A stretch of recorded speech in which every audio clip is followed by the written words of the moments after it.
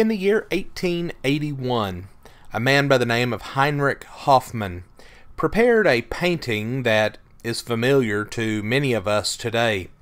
For in this picture, we see Jesus as a boy, and he is surrounded by the teachers of the law.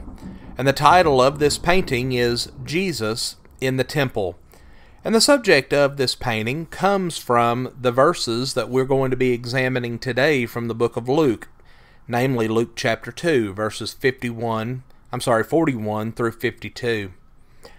You know, it's interesting to me that we know so very little about the early life of Jesus, except for this one account that we find in the book of Luke.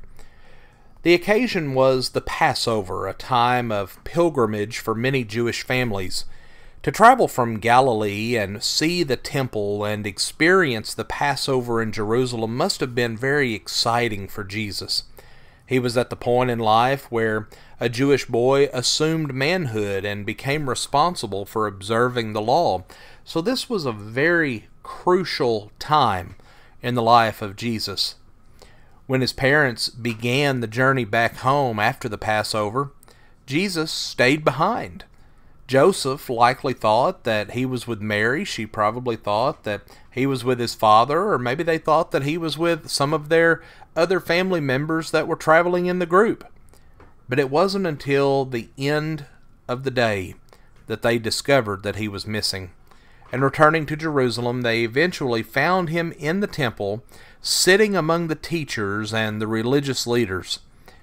Now, during the Passover, the Jewish leaders often met in the temple to discuss religious questions, and people visiting Jerusalem would come to them and would ask them questions, and they would reason together. And it was there that his parents found Jesus, listening and even asking questions of these religious leaders. Sitting like this was the traditional place of a student or a disciple. It showed that the leaders must have recognized a great maturity in this young man.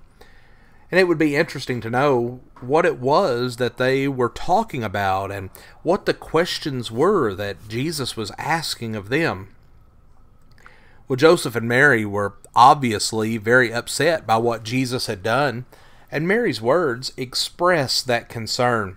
She says, paraphrasing, "Your father and I have been frantic. We've been searching for you everywhere."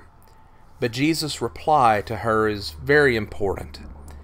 "Did you not know that I must be about my Father's business?" Both Mary and Jesus used the word father, but in different ways. Mary was referring to Joseph, who had accepted Jesus as his son, while Jesus used the words "my father" to refer to God. These are the first recorded words of Jesus. And even at this point in his life, Jesus demonstrated a growing spiritual maturity. Now, we don't know when Jesus fully realized that he was God's own son. Many people believe that it was around this time, and certainly Jesus' description of the temple as "my Father's house" suggests that he was aware that he was not just an ordinary Jewish boy, but that he was someone with a special relationship with God. Now, we were not given any further details other than that Mary kept the memory of the trip to Jerusalem in her heart. And the last verses that we see, verses 51 and 52, indicate to us that Jesus returned home with them and lived with his family until the time that he began his earthly ministry. But what happened to Jesus and his family during those years? It would be interesting to know, but it's not revealed to us in the Scriptures. Friends, we want to thank you for joining us for our program today. We hope that you have a blessed day today, and we invite you to join us tonight at 6 o'clock for Bible study. We'll have classes available for all ages, and please know that you're always welcome at the Pyburn Street Church of Christ.